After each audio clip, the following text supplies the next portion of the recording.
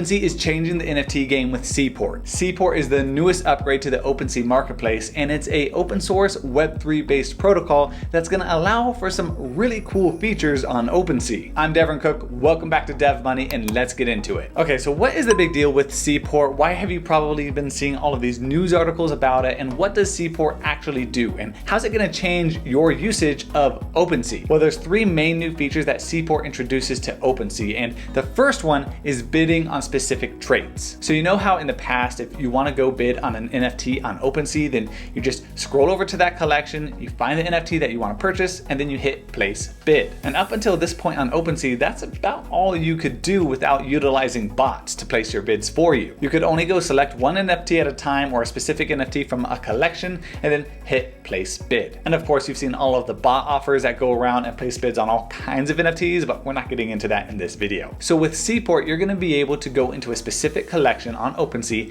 and then pick a characteristic within that collection. Say you're going to Bored Apes and you want to bid on every single ape that has golden fur. Well, now with Seaport, you're going to be able to bid on every single one of those Bored Apes that has golden fur all at once. And keep in mind that this isn't really groundbreaking stuff. This is something that we already see on LooksRare, but it's really cool that it's now coming to OpenSea, because ultimately it's going to be very helpful if you're looking to get a specific trait within a specific NFT collection. You're going to be able to just go place a bid on that trait within that collection, and then you're just done in a click. It's pretty simple. Now, the second feature that Seaport is adding is a tipping feature. This means that if you're looking to go buy an NFT or go place a bid on an NFT, that you're going to be able to add an additional tip on top of the amount that you're already offering to purchase that NFT, as long as the tip doesn't exceed the actual amount that you're offering for that NFT. And here's the official announcement from OpenSea that explains it pretty well. They say that a fulfiller may include additional consideration items when fulfilling a listing as long as they do not tip more than the original offer.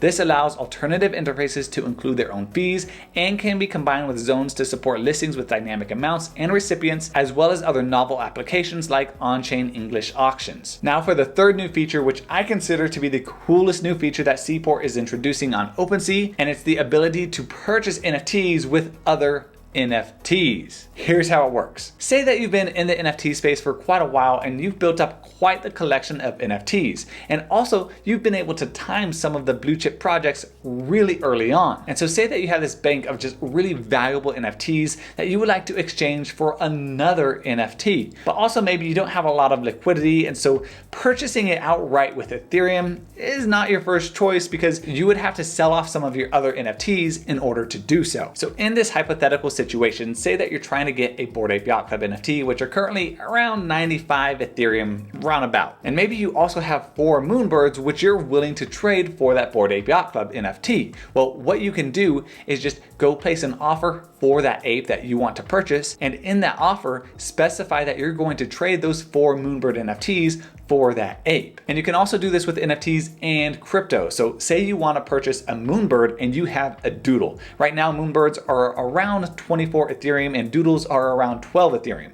And so say you're going to offer for this Moonbird one of your doodle NFTs and also 12 Ethereum to make up the total 24 Ethereum floor price of the Moonbird that you're offering on. And so this is just really cool because now with Seaport adding this feature, you're going to be able to purchase NFTs with other NFTs and crypto. And to me, this really makes sense because we seem to have this mindset in the NFT space and crypto space that there's crypto and then there's NFTs. But in all reality, it's all based on crypto technology. And OpenSea said in their announcement that offers can agree to supply a number of ETH, ERC20, ERC721, or ERC1155 items. This is the offer. And in order for that offer to be accepted, a number of items must be received by the recipients indicated by the offerer. This is the consideration. So I'm really excited for this feature and now to have the ability to just trade NFTs for other NFTs. And I think this is going to do some really cool things for the NFT space as a whole. Number one, as I've mentioned before in other videos, this is just going to continue to drive more competition. The more OpenSea implements and innovates on its platform,